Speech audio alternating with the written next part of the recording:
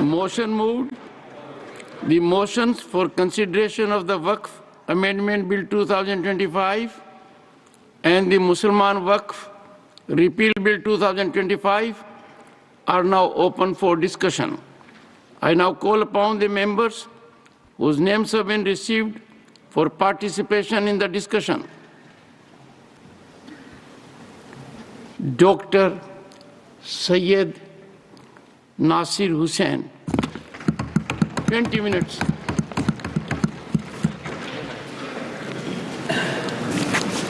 Chairman sir, मैं आभारी हूं आपने मुझे महत्वपूर्ण बिल पे बात करने का मौका दिया और मेरी पार्टी और आप मिलके मुझे जेपीसी का सदस्य भी बनाया था। कल लोकसभा में जितनी भी बहस हो रही थी मैं बड़े गौर से सुन रहा था। हमारे ऑनरेबल मिनिस्टर किरण रिजिजू जी ने काफ़ी बातें वहाँ पे रखी, आज भी यहाँ पे रखी। कल हमारे देश के गृह मंत्री भी वहाँ पे काफ़ी बात रखी। उन्होंने कहा कि ये बिल 2025 का नहीं आता अगर 1995 का एक्ट और 2013 के अमेंडमेंट्स नहीं आते। मैं आपके माध्यम से पूरे देशवासियों को ये बताना चाहता हूं, जब 1995 में ये बिल आई थी और 2013 में जब ये अमेंडमेंट्स आए थे, जो आज भारतीय जनता पार्टी ये क्लेम कर रही है कि कांग्रेस पार्टी ने ये ड्रैकोनियन लॉस लाई थी, कांग्रेस पार्टी ने एक कम्युनिटी को अपीस करने के लिए लाई थी, ये कॉन्स्टिट्यूशन से परे है। ये जो आज बड़ी बड़ी बातें कर रहे हैं और इसका बेसिस बनाए आज के बिल का, मैं इनसे पूछना चाहता हूं कि 1995 में आप क्यों इस बिल का समर्थन किए थे? 1995 में अद्वानी साहब यहां पे थे, मुरली मनोहर जोशी जी थे, सुषमा स्वराज जी थे, अरुण जेटली जी थे, राजनाथ सिंह जी थे, सारे के सारे कंसेंसस के साथ 1995 का वक्फ बिल पास किया था। 2013 में जब ये अमेंडमेंट्स आए थे, जब भी कंसेंसस से पास किया गया था। 1995 में लोकसभा में भारतीय जनता पार्टी की तरफ से बंडारू दत्तात्रेय जी ने अपनी बात रखी थी और राज्यसभा में सिकंदर बख्श जी ने अपनी बात रखी थी। अपनी बात रखने के टाइम पे दोनों भी इस बिल का पूरा समर्थन किया था। उसके बाद में लोकसभा में भी उसके बाद में इनके 2009 के मैनिफेस्टो में भारतीय जनता पार्टी ये कहती है कि हम रहमान खान कमेटी रिपोर्ट को एग्जामिन करके हम उसको इंप्लीमेंट करने का काम करेंगे। उसी रहमान खान कमेटी के रिपोर्ट के रिकमेंडेशंस के बेसिस पे, और आज ये जो बार बार कह रहे हैं सच्चर कमेटी रिपोर्ट, जिस कमेटी के रिपोर्ट को इन टोटो इन्होंने खारिज किया था, उनके खिलाफ क्या क्या इन्होंने नहीं कहा था, उस कमेटी के रिपोर्ट के खिलाफ इन्होंने क्या क्या नहीं किया था। हम लोगों ने रहमान खान कमेटी रिपोर्ट और सच्चर कमेटी के रिपोर्ट के आधार पर जब 2013 में अमेंडमेंट्स लाए थे, उस टाइम पे इनके तरफ से लोक सर एडमिनिस्ट्रेशन में एक तरीके का लॉ होना चाहिए। सबको एक तरीके का लॉ रहने, हिंदूज को, मुसलमान को, सिख्स को, क्रिश्चियन को, पारसीज को, जोरस्ट्रियंस को, सबको एक तरीके का लॉ बनाइए। आप क्यों घबरा रहे हैं उससे? बनाइए लॉ उसके लिए। पर्सनल लॉ छोड़ के बाकी के सब गवर्नेंस एंड एडमिनिस्ट्रेशन में एक तरीका लॉ होना चाहिए। मैं आगे बताऊंगा और पार्लियामेंट के पटल पे मैं देखूंगा किस तरह से अलग अलग समुदाय में ये भेदभाव कर रहे हैं, किस तरह से ये टारगेटेड लेजिस्लेशन है, किस तरह से ये अनफेयर लेजिस्लेशन है, किस तरह से ये मुसलमानों के खिलाफ का लेजिस्लेशन है। आप बार बार कह रहे थे मुसलमानों के खिलाफ नहीं है। मैं दावे के साथ मैं कहना चाहता हूं, मैं आपके सामने प्रूफ दूंगा, यहां पे रखूंगा, ये बिल्कुल टारगेटेड लेजिस्लेशन है। आप इस देश में आप ये मैसेज देना चाहते हैं कि यहां पे एक कम्युनिटी को बिल्कुल सेकेंड क्लास ग्रेड का सिटीजन हम बना के रखेंगे। आप जिस तरह के लॉस लेके आ रहे हैं, वो धर्म के आधार पे आप लॉस लेके आ रहे हैं। ये पहला नहीं है। कल कोई सीएए एनआरसी की बात कर रहा था, यहां अमित शाह जी बैठे हैं। जब उस हाउस में हम लोगों ने सवाल किया था तो इन्होंने बोला था क्रोनोलॉजी से समझिए, ये सिर्फ सीएए नहीं है, इसके साथ एनआरसी और एनपीआर जुड़ेगा। जब इनसे सवाल पूछा गया था तो बोले नहीं, इससे लिंक्ड है। आप कह रहे हैं कि हम धर्म के आधार पे हम किसी की सिटीजनशिप छीन नहीं रहे, लेकिन धर्म के आधार पे आप सिटीजनशिप रोक रहे हैं। ये पहली बार हिंदुस्तान की कॉन्स्टिट्यूशन में ऐसा हुआ है। मुझे नहीं लगता है कि कहीं ऐसा और हो रहा होगा। उसके बाद में 1991 का सेटल्ड क्वेश्चन है sir, 1991 places of worship act का सेटल्ड क्वेश्चन है। उसमें इनके लोग हाई कोर्ट में चले जाते हैं, सुप्रीम कोर्ट में चले जाते हैं उसके खिलाफ। इनके पार्टी के ऑफिस बेयरर्स पिटीशन फाइल करते हैं 1991 प्लेसेस ऑफ वर्शिप एक्ट के खिलाफ में, और मंदिरों के नीचे मस्जिदें ढूंढने का काम करते हैं। आज अगर हमारे देश में हम खोदना शुरू कर देंगे, इतिहास में पीछे चले जाएं, तो किसके नीचे क्या क्या मिलेगा किसको पता है। हम इतिहास को खोदना नहीं चाहिए। बाकिर के सारे देश आगे बढ़ने का काम कर रहे हैं, तो हमें इतिहास में जाके खोदने का काम शुरू किए। यहां पे भी उसका प्रोविजन कर दिए। आज किरण रिजिजू जी आप यहां कह रहे थे, भाई हम लोगों ने, सर कौन है सर? आप बीच में टिप्पणी ना करें। कौन है सर ये? हाँ बोले इधर प्लीज। जगेश जी, सर मैं उस पर आगे आऊंगा। अभी किरण रिजिजू ने बताया कि वक्फ का मायना क्या है। सर वक्फ का माना दान है, it as simple as that. वक्फ का माना दान है। दान कोई भी किसी को भी कर सकता है। ये बार बार कह रहे थे कि 2013 में एनीबडी कैन डोनेट करके लेके आए। इनको शायद ये पता नहीं, हुजूर मोहम्मद, प्रॉफिट मोहम्मद के जमाने में गैर मुसलमानों भी दान करते थे। बहुत इंपॉर्टेंट सेंटर से जहां पे गैर मुसलमानों ने दान किया है। दान के लिए कोई रोक नहीं है, और ये दान का कॉन्सेप्ट सिर्फ हमारे धर्म में नहीं है। हम उसको वक्फ के नाम से कहते हैं, लेकिन दान का कॉन्सेप्ट हर मजहब में है। हिंदूज में है, सिख्स में है, क्रिश्चियंस में, दुनिया के हर मजहब में दान का कॉन्सेप्ट है। हमारे दान के कॉन्सेप्ट से बनाए हुए इदारों को गवर्न करने के लिए, एडमिनिस्ट्रेट करने के लिए, रेगुलेट करने के लिए वक्फ बोर्ड बना है। ये बात फैलाई जा रही है, क्यों सिर्फ मुसलमानों को वक्फ बोर्ड चाहिए, क्यों हमारा बोर्ड नहीं चाहिए, क्यों सनातन बोर्ड नहीं चाहिए। इतना सोशल मीडिया में इसको फैलाया गया, मुसलमानों को अपील करने के लिए वक्फ बोर्ड बनाए गए। शायद इनको पता नहीं, शायद ये बोलना भी नहीं चाहते। इस देश में एंडोमेंट बोर्ड्स हैं, इस देश में मुजरा डिपार्टमेंट्स हैं, इस देश में हिंदू रिलीजियस प्लेसेस एक्ट्स हैं, इस देश में एसजीपीसी है, इस देश में बहुत सारे स्टेट्स में क्रिश्चियंस के लिए काउंसिल्स और कॉर्पोरेशंस हैं। हर मजहब के लिए है। हर मजहब के रिलीजियस इंस्टीट्यूशंस को गवर्न करने के लिए अलग अलग एक्ट्स बनाए गए हैं। टेंपल ट्रस्ट से, स्टेट से अलग अलग एक्ट्स बनाए गए हैं। आप ये क्यों भ्रम फैला रहे हैं? और ये सिर्फ कांग्रेस का अचानक बनाया हुआ मामला नहीं वक्फ का। आपने अभी कहा कि अंग्रेजों के जमाने में वक्फ को रेगुलेट करने के लिए कई एक्ट्स आए थे, उसको आगे बढ़ाते गए, उसमें अमेंडमेंट लाते गए, उसमें सुधार लाने के लिए कई अमेंडमेंट्स लेके आए। कांग्रेस ने उसको सुधार करने के लिए कई काम किया है। और 1995 में 2013 के एक्ट्स के बारे में ये बार बार जो बोल रहे हैं, वो बिल्कुल वक्फ बोर्ड को स्ट्रेंथन करने के लिए, वक्फ प्रॉपर्टीज को बचाने के लिए, एंक्रोचर्स को हटाने के लिए, उसमें ट्रांसपेरेंसी लाने के लिए हम लोगों ने वो अमेंडमेंट्स लेके लाए थे, और इनका पूरा सहयोग और सपोर्ट उसमें था।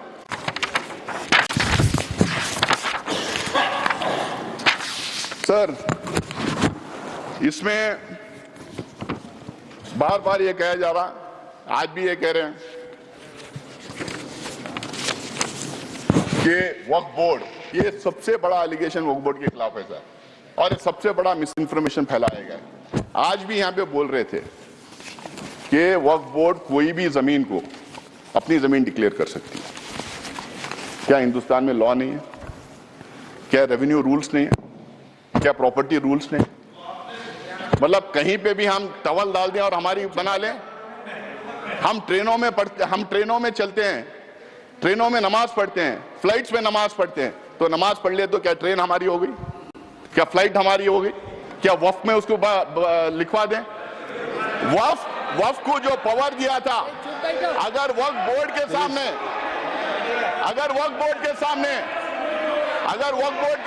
कोई कंप्लेंट आता है, वक्फ बोर्ड के सामने कोई कंप्लेंट आता है, तो वक्फ बोर्ड उसकी तहकीकात करती है, उसकी इंक्वायरी करती है, उसके लिए सेट रूल्स हैं। शायद किरण रिजिजू जी को ये बात पता नहीं, कि हर स्टेट उस इंक्वायरी कैसा कराया जाए, हर स्टेट के रूल्स अलग बने हुए हैं।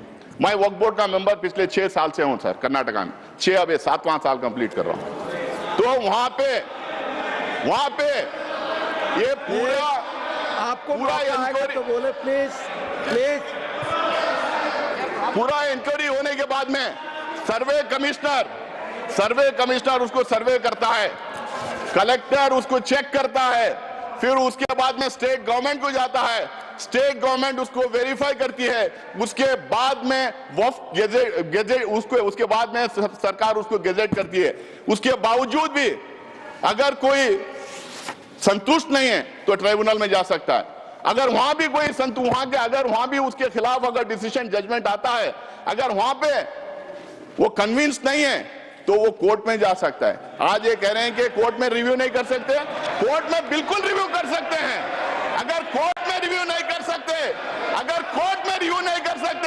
तो हाई कोर्ट में और सुप्रीम कोर्ट में वक्फ के इतने केसेस कैसा हो रहे हैं, हाई कोर्ट में और सुप्रीम कोर्ट में। माननीय गृह मंत्री कुछ कर दें एक जी प्लीज।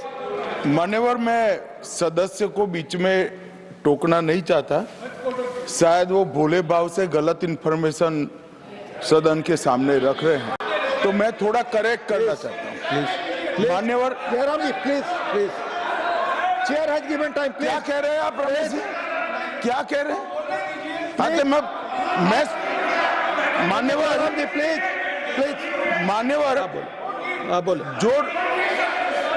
जो डिस्प्यूट है वो इतना ही है कि अगर ट्रिब्यूनल के फैसले से कोई असंतुष्ट है तो ये भूमि का मामला है, इस पर सिविल सूट होना चाहिए। सिविल सूट में अधिकारों के बहुत वाइड रेंज होती है। इन्होंने इस पर अपील का प्रोविजन 2013 के कानून में रखा ही नहीं है, तो रीट के कार्य क्षेत्र में हाईकोर्ट के सामने जाता है। रीट का कार्य क्षेत्र बहुत संकरा होता है, तो जो ट्रिब्यूनल का फैसला होता है वो फाइनल होने के चांसेस 99% हो जाते हैं। जिनकी भूमि है इसका अधिकार जाता रहता है। मान्यवर, एक गलतफहमी फैला रहे हैं। प्लीज प्लीज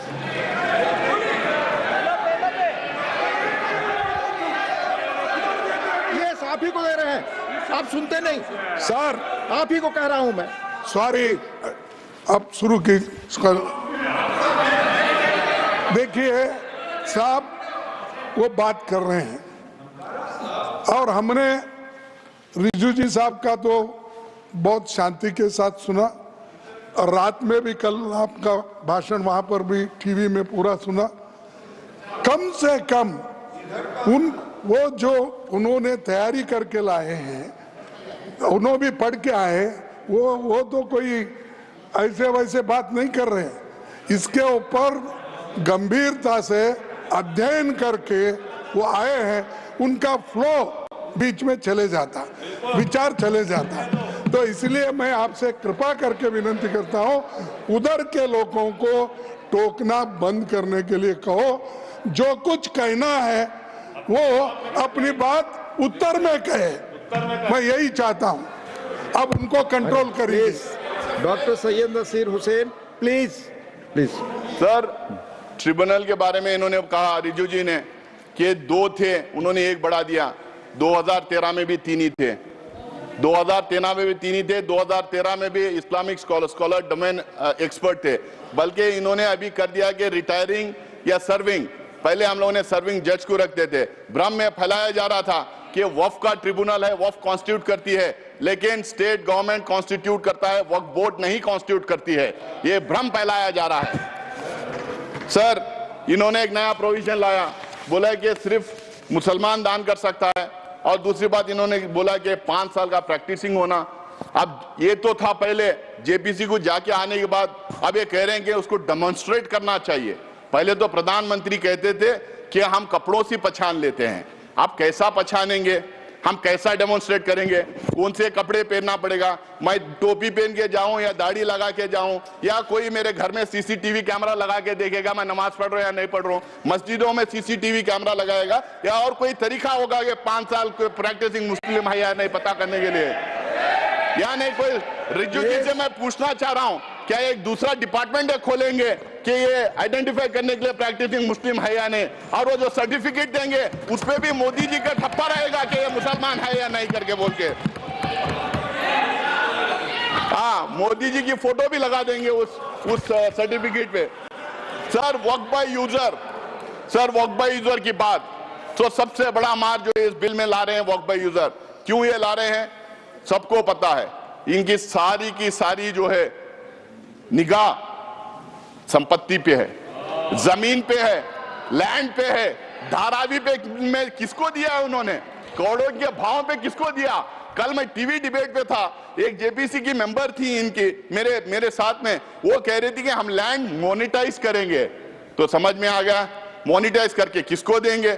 तो वक्फ बाय यूजर का मतलब क्या है सर, इस देश में, हमारा देश प्राचीन देश है, इस देश में अलग अलग टाइम अलग अलग धर्म के स्थल बने हुए, हमारे देश में इतने किंगडम्स है, राष्ट्रकूटा से लेके मौर्य से लेके चेरास, कदम्बास, विजयनगर एम्पायर, अशोका साम्राट का पता नहीं क्या कितने थे, बादशाहें थे, ब्रिटिश गवर्नमेंट थी। यहाँ पे सिर्फ मस्जिद मंदिर की बात, सिर्फ मस्जिद की बात नहीं सर, इस देश में बहुत खूबसूरत मंदिरें बने, जबरदस्त मॉन्यूमेंट्स हैं देखने के लायक, गुरुद्वारास हैं, चर्चेस हैं, मस्जिद हैं। अगर आप 400, 500, 600 साल पुराने इमारतों के कागज पूछेंगे, तांबे में, पीतल में जहां लिखा था, कहां से ढूंढ के लाएंगे। उसका प्रूफ सिर्फ ये है, ये हर समुदाय के लिए सही है कि those properties, those institutions exist even today and they are in long usage. That is the proof of that being in waqf. There is waqf by user, there is temple by user, there is Gurudwara by user, there is church by user, there is Mata by user, there are so many religious institutions by user. किसका किसका proof मांगेंगे। जब हमने बोला तो ये बोले कि हम प्रोस्पेक्टिवली अब ये करेंगे, रेट्रोस्पेक्टिवली नहीं देखेंगे। भाई जो रजिस्टर्ड नहीं है वक्फ बाय यूजर, अगर 200-300 साल पुरानी है तो उसको कैसा मानेंगे आप ये कह रहे हैं कि और दूसरा उसमें ये बोल रहे हैं कि डिस्प्यूटेड है। तो मैं प्लेसेस ऑफ वर्शिप टैग की बात कर रहा था, अगर डिस्प्यूटेड है, गवर्नमेंट है, तो फिर हम नहीं करेंगे। बट डिस्प्यूटेड कैसा है, डिस्प्यूटेड तो एक ही थी, वो बोले थे अयोध्या का मसला छोड़िए बाकी के पूरे इसमें आ जाएंगे। आप कैसा डिस्प्यूटेड पुराने इदारों के डिस्प्यूट कैसा हो जाएगा। ये खोज रहे हैं बार बार देश में दंगे फसाद करवाने का, ये डिस्प्यूट लड़ना, दंगे फसाद करवाना, अपना वोट बैंक क्रिएट करने की राजनीति कर रहे हैं वक्फ बाय यूजर को निकाल के। और दूसरा अब ये कह रहे हैं कि हम उसको ले लेंगे। अब मेरा टाइम बढ़ा है, मेरा पार्टी का टाइम होगा, ऑलरेडी मैं मेरे पार्टी हमारे पार्टी का समय बाकी है, इनको 25 मिनट दीजिएगा। और उससे ज्यादा साहब ने कहा था।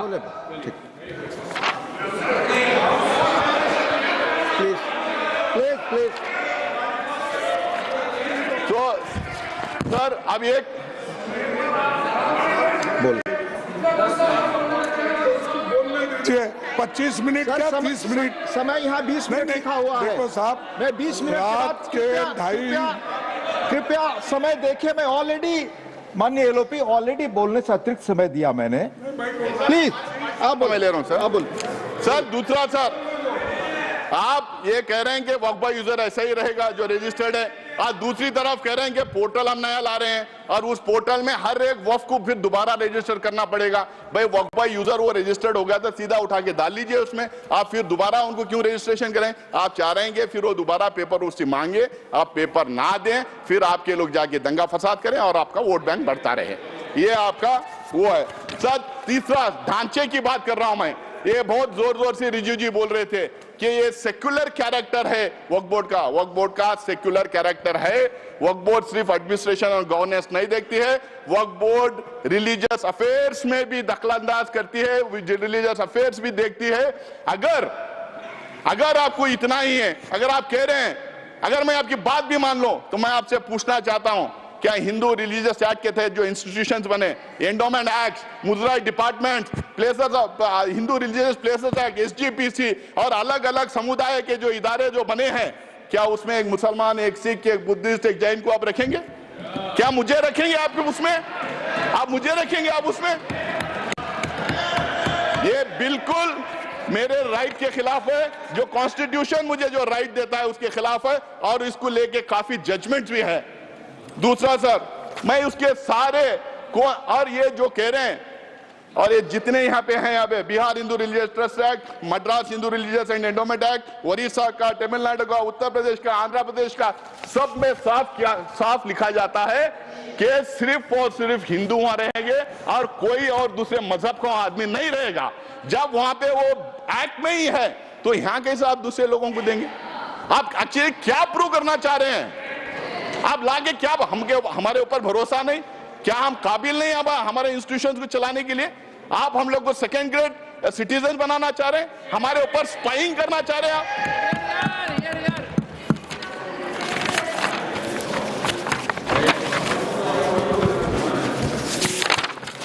सर, सीईओ को लाने की बात थी कि मुस्लिम सीईओ नहीं रहेगा, दूसरा आएगा। वहां पे भी मैं तमिलनाडु, तेलंगाना, आंध्र प्रदेश के मैं एक्ट बताता हूं, वहां पे भी यह कहा गया कि sir finally sir please finally नहीं सर, मैं अब थोड़ा टाइम लूंगा, खत्म करें। नहीं फाइनली अब 25 मिनट हो गए sir, finally sir, finally please do not take sir नहीं, फाइनली 3-4 इश्यूज के बारे में बोलूंगा सर।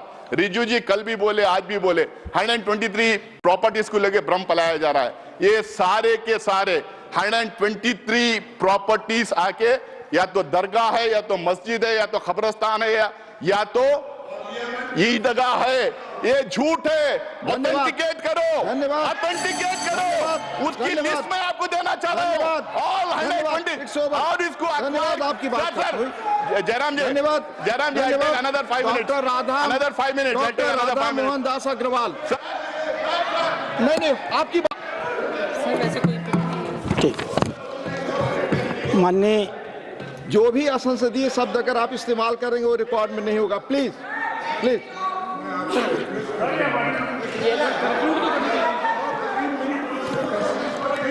यहाँ जो लिखा हुआ 20 मिनट 20 से 25 हुआ, आपकी पार्टी का समय जाएगा, आपकी पार्टी का समय जाएगा। प्लीज बोले आप, मेरे 2 मिनट पार्टी के समय में दे दो, 2 मिनट में और खत्म करें। प्लीज साहब, मैं बोल रहा हूँ 2 मिनट में मेरे पार्टी के समय में 3 मिनट, 2 मिनट में और खत्म करें। सर, ये 123 एकर्स, 123 प्रॉपर्टीज जो बिल्कुल रिलीजियस प्रॉपर्टीज है। ये लुटियंस दिल्ली जब बना रहे थे, न्यू दिल्ली जब बना रहे थे 1910 में, अंग्रेज गवर्नमेंट ने पूरा का पूरा ये एरिया अक्वायर किया था। जब मुसलमान जाके उनके मिले, वो बोले कि ये 123 प्रॉपर्टीज वक्फ के पास ही रहेंगे, पोजीशन उनके पास ही रहेगा, बट गवर्नमेंट का नाम रहेगा जब तक ये